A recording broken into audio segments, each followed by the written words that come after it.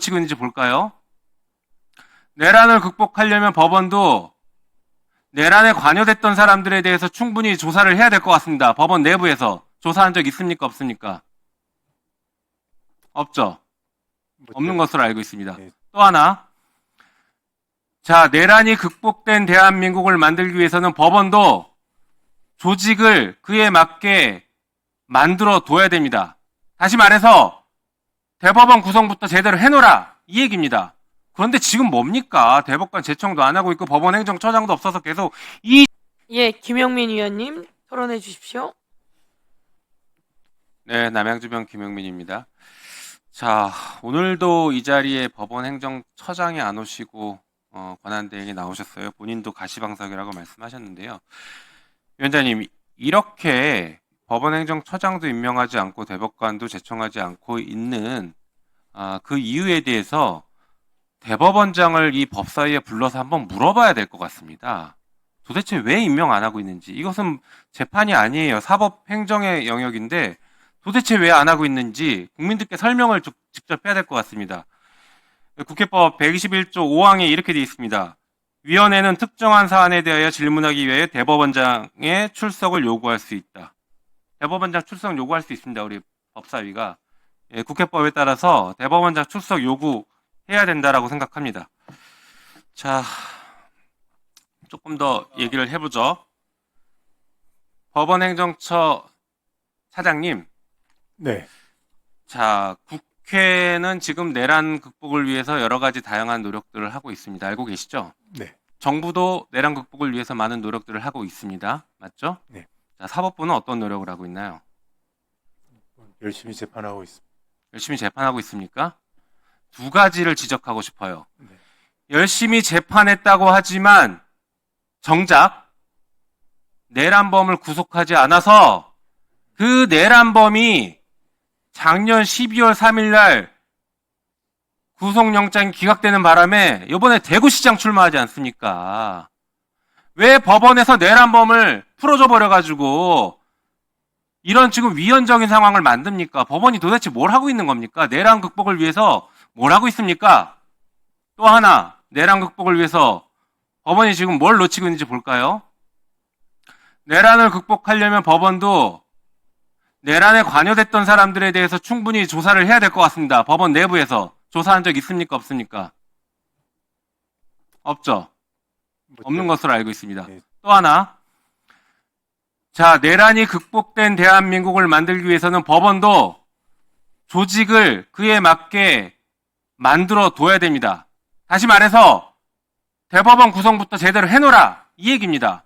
그런데 지금 뭡니까? 대법관 제청도 안 하고 있고 법원 행정처장도 없어서 계속 이 중요한 시기에 법원 행정처장이 법사위에 나오지 않고 국회에 나오지 않고 있습니다. 도대체 내란 극복을 위해서 사법부는 무엇을 하고 있습니까? 아까 말씀드렸던 것처럼 법원이 작년 12월 3일 날 내란 발생한 지 1년 된 그날 추경호를 구속영장을 발부했으면 적어도 이런 위헌적인 상황에 선거가 치러지진 않았을 겁니다. 자, 이런 여러 가지 요소들이 왜 법원에선 잘 이루어지지 않을까 해보면 결국에 종합해서는 다 조희대 대법원장으로 귀결이 돼요. 도대체 조희대 대법원장 지금 뭐 하는 분이냐? 진짜 내란 공범 아니냐? 라는 국민적 의혹을 하나도 해소 못하고 있다는 얘기입니다. 게다가 내란 극복에 대한 의지는 전혀 없고 유일하게 지금 상권 분립 늘 얘기하고 사법부 독립 강조하시지만 그 사법부는 대한민국의 내란 극복에 있어서 어느 정도 지금 노력을 하고 있느냐. 개별 재판부에서 재판하는 거는 하고 있는 거 알고 있습니다. 그거는 노력이 아니라 의무죠. 그렇지 않습니까? 신속하게 재판하는 건 의무예요. 그걸 노력이라고 얘기하시면 안 됩니다. 물론 고생하시는 거 압니다. 개별 재판부 고생하시는 거 알아요. 하지만 그거는 의무를 이행하는 거지 사법부가 내란 극복을 위해서 노력했다라고 얘기할 건 아닙니다. 사법부가 진짜 국민들이 납득하실 수 있게 내란 극복을 위해서 어떤 노력을 하는지 보여줘야 됩니다. 빠르게 대법관 임명 제청하거나 법원행정처장 임명하지 않으면 진짜 다음번엔 대법원장 이 자리에 앉혀서 물어봐야 될 것 같습니다. 오늘 가서 대법원장에게 지금 이 얘기를 분명하게 전달하십시오. 자, 그리고 오늘 보도자료, 공수처 배포한 보도자료입니다. 혹시 보셨는지 모르겠는데 전주지법 부장판사가, 현직 부장판사가 지금 오늘 기소가 됐습니다. 알고 있습니까? 아직은 보도를 접해서 못했는데. 뇌물수수 혐의로 기소가 됐어요. 예. 보니까 고교 동문 변호사가 속한 법무법인, 그 법인의 사건을 보면 계속 유리하게 판결을 했다. 그리고 그 과정에서 3,300만 원의 뇌물을 수수했다라는 게 혐의점입니다. 법원이 지금 이렇게 국민으로부터 신뢰를 잃어가고 있어요. 거기에 대한 대응들을 만들어 놓으셔야 됩니다. 자, 이 재판, 국민참여 재판해야 되는 거 아닙니까? 동료 판사가 재판할 수 있겠습니까? 그 신청과 참여 재판 신청이 있으면은 충분히 검토할 만한 사안이라고 생각합니다. 예.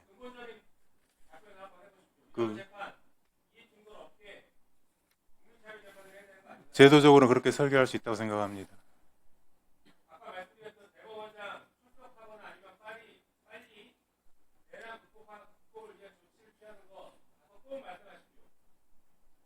예, 알겠습니다.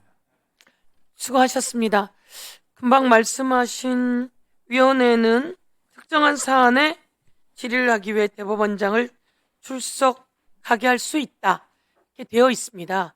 그래서 국정감사 때도 출석해야 한다라고 이야기를 했었고, 지금처럼 우리가 의문이 많다. 왜 대법관을 임명하지 않느냐?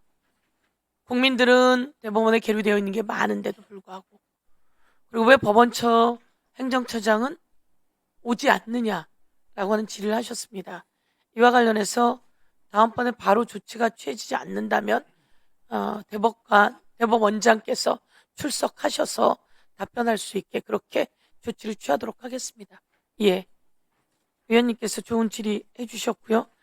예, 우리 박균택 위원님 혹시 오늘 질의를 많이 하셨습니다. 제가 간단히 한번 말씀드리도록 하겠습니다. 드루킹 특검법이 있습니다. 드루킹 특검법.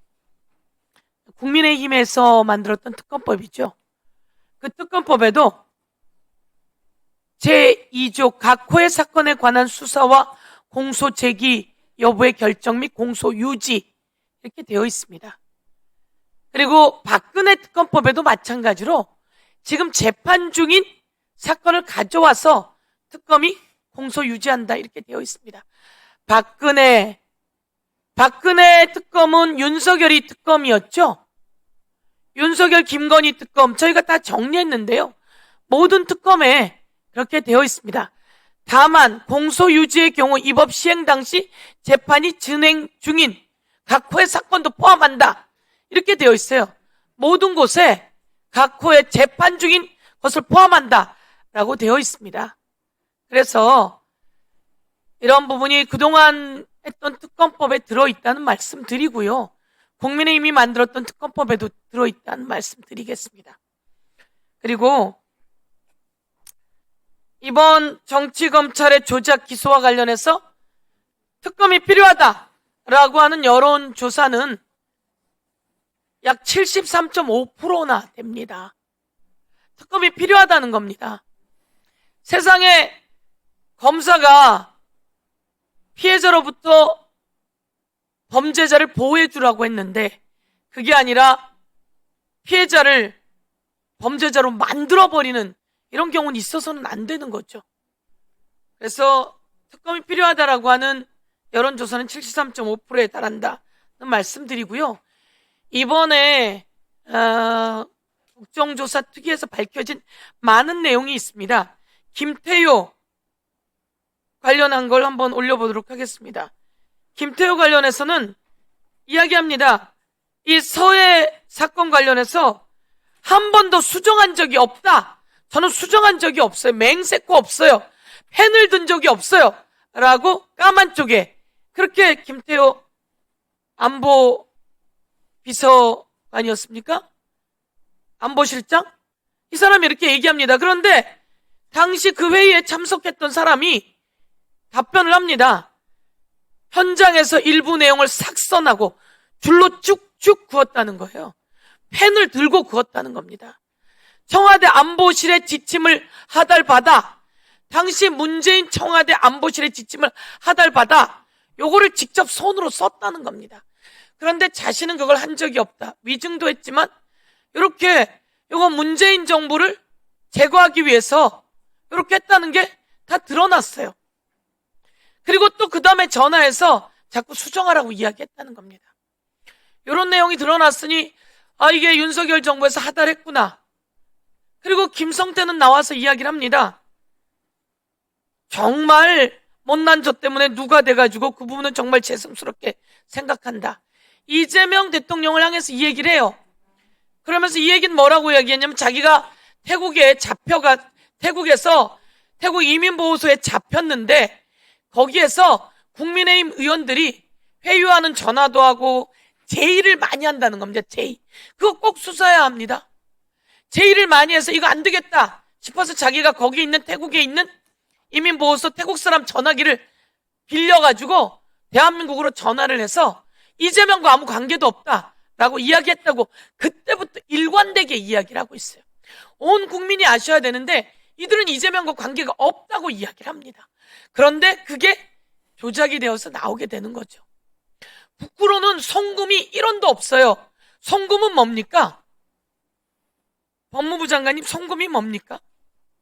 뭐 송금. 돈을 보내는 거 아니겠습니까? 돈을 어떻게 보내는 걸 보통 송금이라고 합니까? 뭐 은행을 통해서 보내는 은행을 통해서 보내는 거죠? 네네. 인터넷 뱅킹으로 보내거나. 북으로는 은행으로 돈을 보낸 게 1도 없어요. 그런데 대북 송금, 마치 이재명을 위해서 김성태가 손을 콕 눌러서 돈을 보낸 것처럼 이건 네이밍에서부터 잘못됐다는 거예요. 그리고 이게 얼마나 많은 수사를 받았고 국회에 와서 한동훈이 이야기를 했잖아요. 돈 이야기 많이 하고 김성태하고 이재명이 공모했다고 이야기를 합니다. 대장동도 마찬가지예요. 노웅래 의원 한동훈이 와서 돈 부스럭거리는 소리 나왔다고 했는데 그 재판에서 아무것도 없어서 무죄 나왔잖아요. 돈봉투 사건 다 그거 조작 아닙니까? 다 무죄 나왔잖아요. 그걸 보면서 그렇다면 이번엔 제가 지난번에도 한번 이야기했지만 대통령에게 김규현 국정원장이 보고했더니 대통령이 고발하라고 지시했다고 직접 나와서 이야기를 하잖아요. 박상용, 하이라이트는 박상용입니다. 박상용의 녹취가 온 세상에 나올 줄 누가 알았어요? 국민도 놀라고 국민의힘도 놀라고 더불어민주당도 놀라고 판사도 놀라고 검사도 놀라고 제일 놀란 건 박상용일 겁니다. 박상용. 이재명을 주범으로 하고 이화영을 종범으로 하고 저는 이 녹음 하나로 다 끝났다고 생각해요. 그러면서 박상용이 또 나와서 얘기하잖아요. 국민의힘과 한 청문회에서 부장검사, 차장검사, 지검장, 지검장, 그리고 반부패부, 그리고 대검까지 다 보고했다고 하고 마지막 또 하이라이트가 뭡니까? 제가 이렇게 한번 오늘은 오래간만에 이렇게 어디 갔어? 하나만 할게요. 이렇게 요게 4월 28일부터 30일 보고서. 이게 위에 대통령까지 보고되었다고 이시원 비서관이 나와서 답을 못하잖아요. 저는 국민들께 요 1일 보고서 안에 보면 과간입니다. 별건의 별건을 수사한 내용이 이 보고서 안에 들어있는데 이 보고서 꼭 좀 국민 여러분 읽어보시면 좋겠고요. 그래서 저는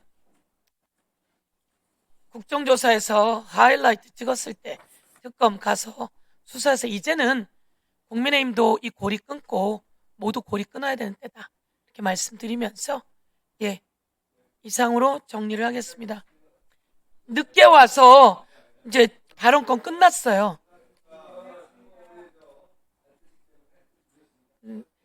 아유 안타깝게 끝났는데. 네.